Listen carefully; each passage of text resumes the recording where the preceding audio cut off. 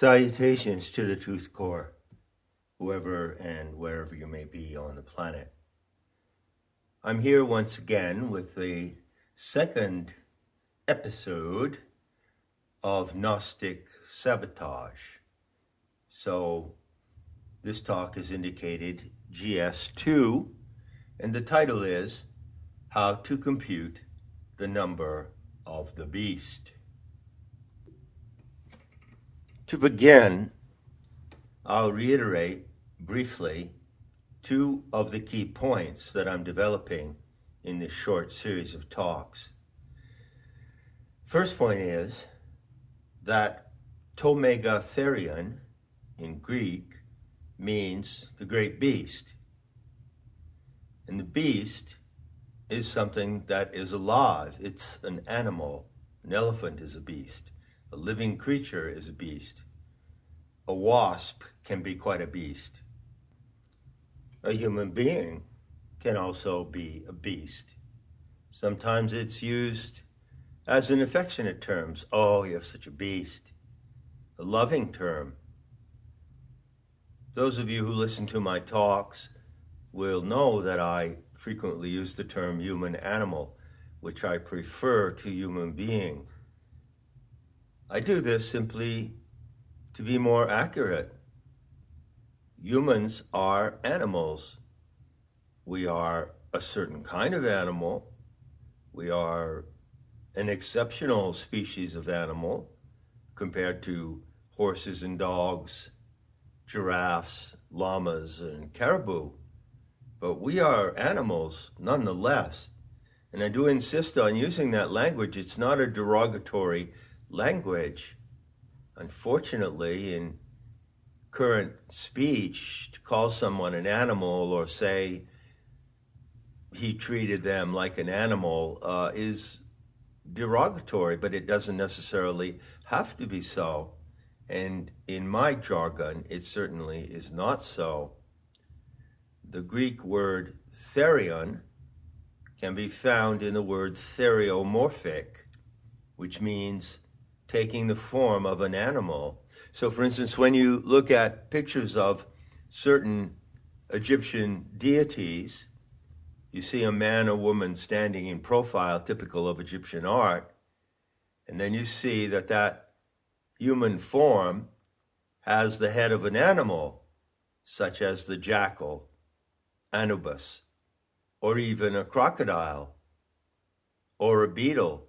And those pictures look very bizarre, but bear in mind that they do not represent a hybrid between a human and an animal. They represent a member of the Egyptian priesthood wearing a mask and headdress of an animal to represent the cult in which they operate. You see, the Egyptians had many theriomorphic cults. Also, you can use the same expression in reference to the great animal mother, the earth. The notion of, quote, animal powers, unquote, is common in the field of mythology and folklore.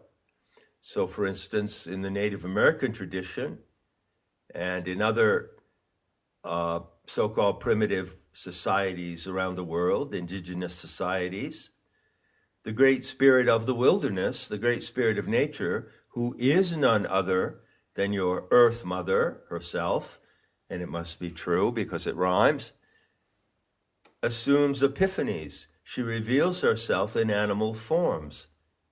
And these are the animal powers of the great goddess. They are the theriomorphic revelations of the earth mother. So my first point is that AI, artificial intelligence, which is a misnomer, and IT, informational technology, that is to say, computer technology, founded by Claude Shannon and Norbert Wiener, cannot be a beast. AI is not alive. This computer, this MacBook Pro on which I'm recording, is not alive, and no instrument or device or human replica developed with AI and possessed of AI can ever be an animal. It will never have animal properties. So there is a clear and firm boundary between animal and virtual, between organic and inorganic. And so it is entirely wrong to assume that the great beast could be inorganic, or as the Gnostics would say, archontic in its structure, in its form, and in its functions. Second point that I'm making, and you'll see how it develops as I proceed, is a bizarre claim. I'm certain, to my knowledge, inform me if I'm wrong, no one else has ever made such a claim. As I said before in the first talk, this claim comes out of a discovery I made at the end of 2012. So that would be what, 9 years ago. And I've had 9 years to live with it. I have done a series of talks on Gnostic sabotage, which are due to be released on Nemata sooner or later. But I've had 9 years to look at what I'm telling you now and to evaluate it and assess it and criticize it, debunk it, deconstruct it. And I can assure you it holds up, in my mind at least, quite well. So the bizarre claim I'm making is that when you look at the text and the composition of the book of Revelation, there is something in it that is anomalous. There is something in it that actually shouldn't be there or wouldn't be there if the apocalypse of the Christian Bible was purely a derivation of Jewish apocalyptic literature, as most scholars maintain. So, to put it fast and simple, someone came along when that text was being composed and written, probably around the 1st or 2nd century of our era, and in some way rigged the text. They rigged the narrative. In doing so, they succeeded in sabotaging the narrative. So that's quite a claim to make, I realize. But I stand by my view, going on 10 years now, that when you detect the Gnostic sabotage in the book of Revelation, it shows you something that can entirely blow up in the face of those Christians who put their faith in biblical prophecy.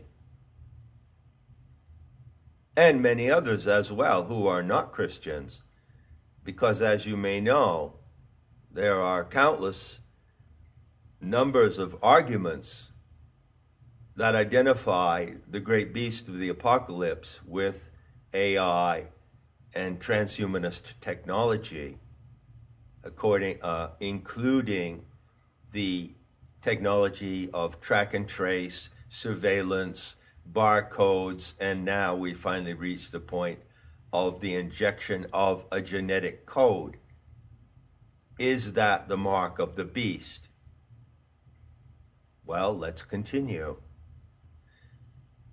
In these first two talks, I'm concentrating on 2 verses in Revelation, 17 and 18 of chapter 13. So, I covered verse 17, and now let's take a look at verse 18. Now, these 2 verses are arguably the most quoted and most discussed verses in the entire Bible. But do people who interpret these verses actually know what they're talking about? Well, unless they can translate and decode what is in these verses with a knowledge of Gnostic sabotage, I submit that they do not know what these verses are actually saying. So, with that warning in mind, let's look at verse 18. Here is wisdom. Let him that hath understanding count the number of the beast, for it is the number of a man, and his number is 666. Now, I'm looking closely at the Greek, English, interlinear, and anyone can look at it. It's very easy to find on the internet. Now let's take that sentence just from the beginning all the way through and look closely at the language used and the specific words that are used. Here is wisdom. Well, the Greek word for wisdom is Sophia. So you could say, this is Sophia. Here comes Sophia. You could translate it in that way, although the Greek is Hodehe Sophia. Here is wisdom. In any case, why would the text refer to wisdom? Now, there are passages in the Old Testament that refer to wisdom not in the colloquial sense of cleverness or knowledge or intelligence, but with direct reference, even though veiled and distorted, with direct reference to the wisdom goddess, Sophia.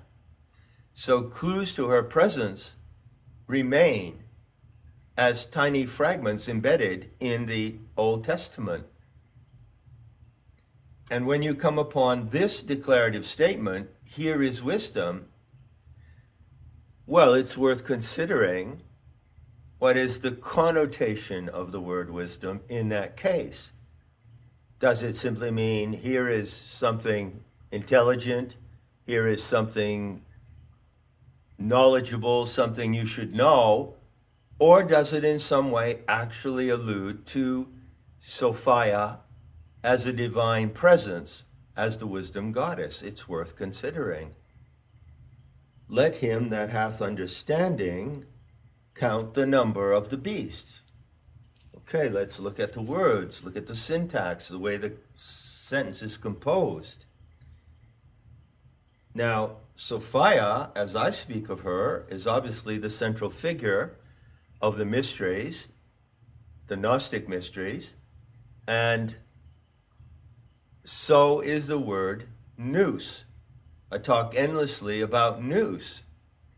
Now, nous in Greek simply means, or nous simply means intelligence, but it is one of the 10 key terms in the teachings of the Gnostics. They taught that you and I, human animals, if I may be so bold, have a spark of divine intelligence, nous.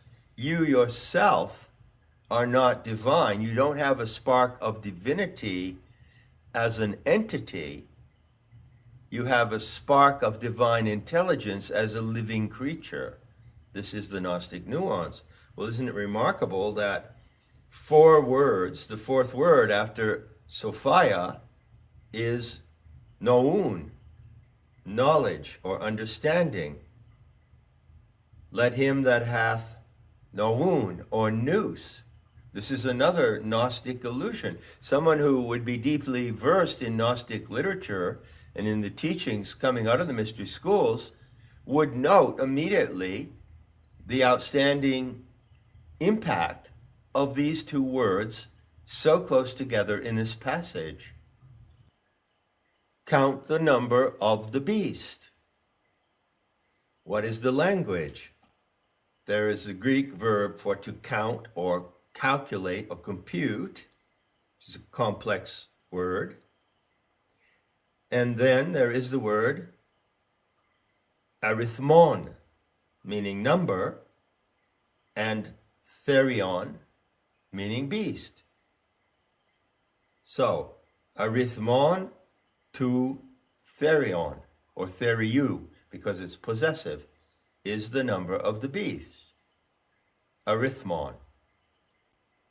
Again, what does this suggest?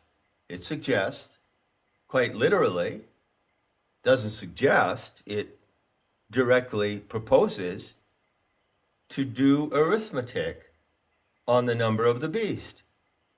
Do the math. But how do you do the math exactly?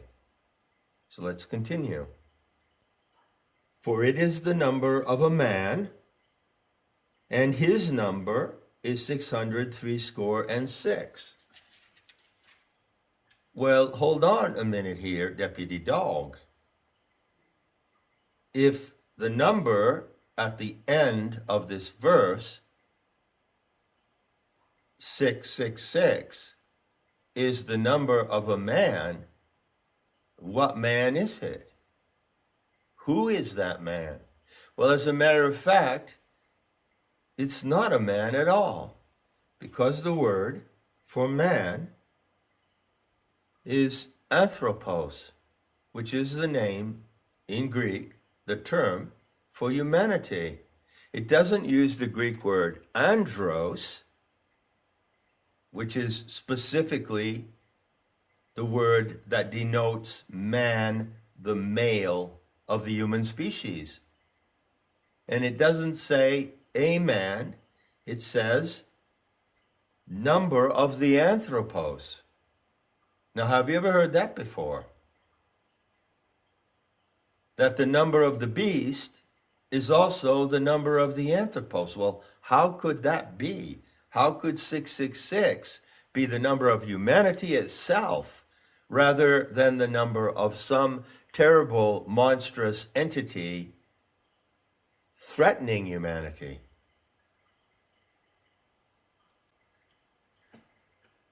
I think you would have to agree, if you play along with me, and I don't ask anyone to believe me or accept my views, my interpretation is just that. But I am giving you my interpretation with the full basis and background of how I make that interpretation. So you have, as they would say today, in the jargon of the coronavirus psyop, you have now informed choice to decide what you're going to make of these famous verses. And I would also point out that the word anthropos is central to the entirety of Gnostic teaching. Scholars talk about the so-called anthropos doctrine. I interpret anthropos as direct denotation of the human genome. That's my particular spin as someone teaching the living gnosis today. But in either case, if you wanted to list 5 terms that are used repeatedly in the foundation of gnosis, 3 of them would be Sophia, nous, and anthropos. And lo and behold, here they are together in the space of a sentence. Now, what are the odds of that? Gnostic sabotage in the book of Revelation. Finally, of course, we come to the number. Again, the word arithmos. There are variations of it, arithmon and arithmos, occurs, and then the designation using the root hex. Now, hex is 6. There is a strange game going on with 6, I will admit that. And as a matter of fact, a hex means a spell, and hex in Greek literally means 6. So could we assume that this number 666 is somehow casting a spell, or maybe it's inviting you to cast a spell? But what kind of spell is it? Now, it's important to look very closely at how this number is indicated. There are three words. The first one is 600. They all begin with hex. And that is hexakosoi. Hexakosioi. Hexakosioi is 600. Hexakonta is 60. And hex is 6. But you're not merely given those numbers in the text in the Greek language. The sentences in which those numbers appear invites you to do the math, to do the arithmetic. But how do you do the arithmetic? In order to find out what is encoded in these three numbers, in this repetition of one single number, in this triple hex. What is in this triple hex? Now listen closely while I say something about the translation as it stands. In these Bible search engines, you can find, I think, up to 20 or 30 different translations of the Old and New Testaments. For convenience, I just go to the so-called King James Version. Now, the King James Version of the translation of the Greek New Testament into English was made several centuries ago, and the diction of the translation reflects the diction and the use of language by people of that time. So it was common in that time, if you referred to a period of time, to say score, 60, 80, 22 years ago. This expression of score, which is what you find in the King James Version, which is the most well-known version. But why would you convert 3 6s into 60, 60, and 6? Because that is that is a calendric notation. So why would you use a calendric notation to translate these numbers, or in fact, to convert them? Is that appropriate? I don't think so. Do the three numbers in some way refer to a passage of time or a period of time? Well, you would think so, due to the choice of the translators of the King James Version to use that diction. But I contend that that diction is wrong and misleading. The verse 18 simply ends with those three numbers, 6, 6, 6. But the verse says, calculate those numbers, perform arithmetic on those numbers. Now, if I give you these three numbers, 5, 7, 2, and I ask you to perform arithmetic on those numbers, what are you going to say? Are you going to say 5 score, 70, and 2? Are you going to say 500 plus 70 plus 2? Well, yeah, that's a kind of arithmetic, but take note very carefully that if I give you the numbers 5, 7, and 2, and you come back and say 572, you're counting on the placement of those numbers, the decimal placement. So the first number, 5, is in a decimal placement of the third position, which is hundreds. The number 7 is in the second position, which is tens. And the number 2 is in the first position, which is single digits. But is that the way to convert or compute 666? I say no. I say that the correct way to compute it is obvious. You do the math. Now, what kind of math can you apply to those three numbers? Well, actually, there are several variations, but the first two are obvious and they are easy to compute. And the first two come to mind immediately when you look at those three numbers.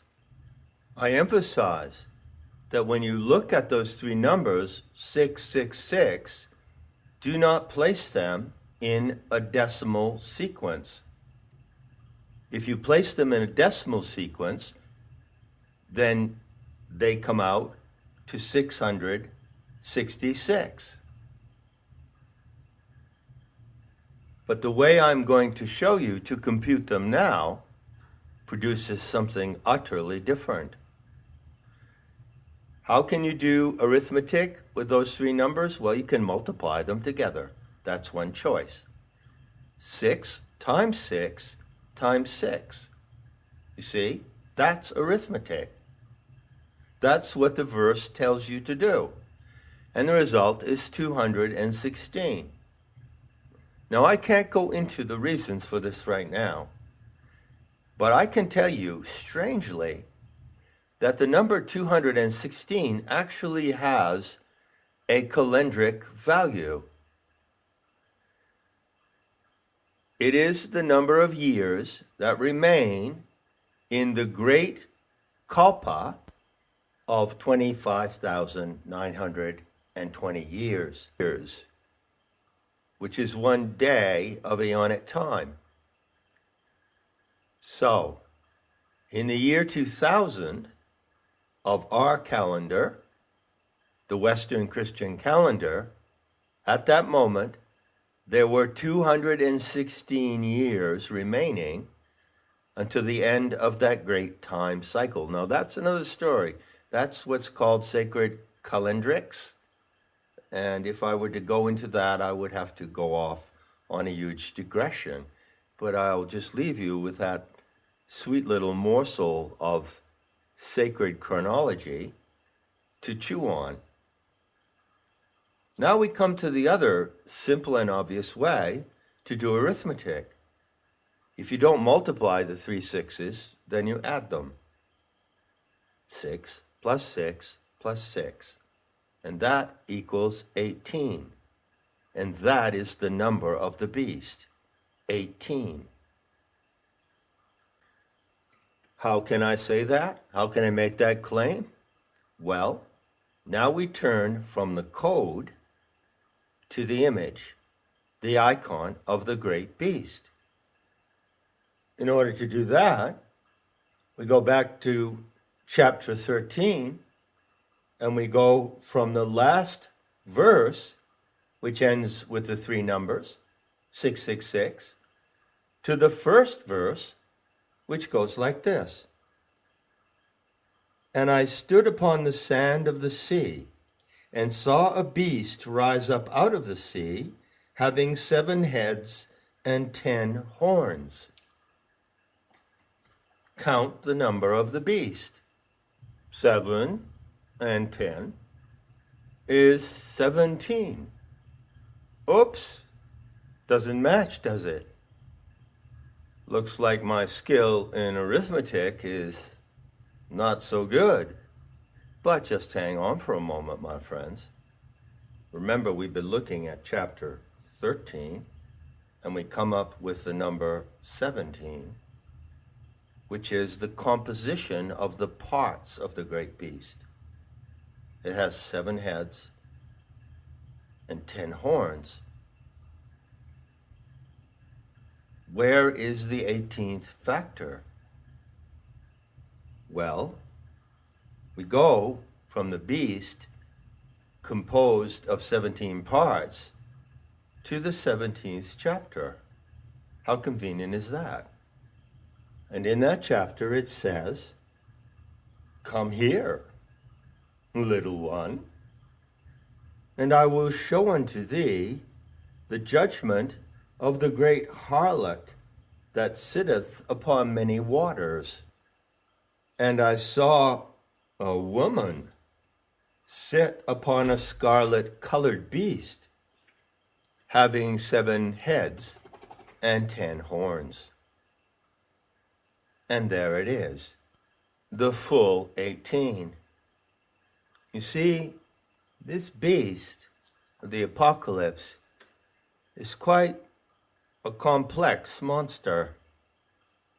It has 18 parts, 7 heads, 10 horns, and a rider, a female figure, dressed in scarlet, rides on the scarlet beast. The Scarlet Woman is 18, and that is the secret identity concealed in Gnostic sabotage in the book of Revelation. Enough said, and I'll be seeing you in the beauty to come.